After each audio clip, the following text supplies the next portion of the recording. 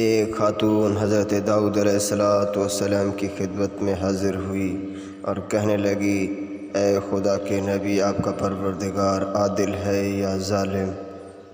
حضرت داؤد علیہ السلام نے فرمایا، تیرا ناس ہو اے خاتون، تو کیا بات کر رہی ہے؟ اللہ تعالیٰ تو سراسر عادل و منصف ہے، برابر بھی کسی پر ظلم نہیں کرتا۔ پھر اس سے پوچھا، تمہارا قصہ کیا ہے؟ وہ عورت کہنے لگی، اے خدا کے نبی، میں ایک بیوہ عورت ہوں، میری 3 بچیاں ہیں جن کی پرورش میں اپنے ہاتھ سے سوت کاٹ کاٹ کے کرتی ہوں۔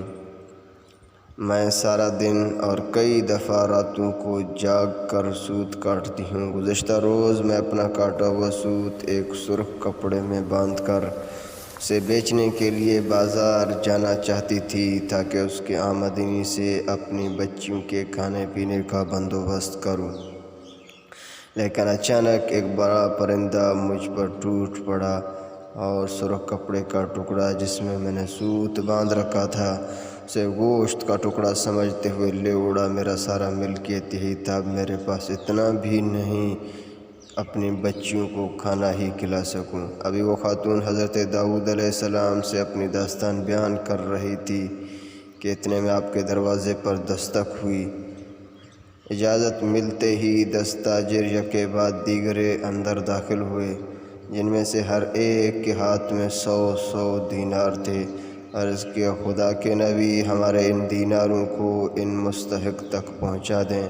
حضرت داؤد علیہ السلام نے پوچھا، یہ مال حاضر کرنے کا سبب کیا ہے؟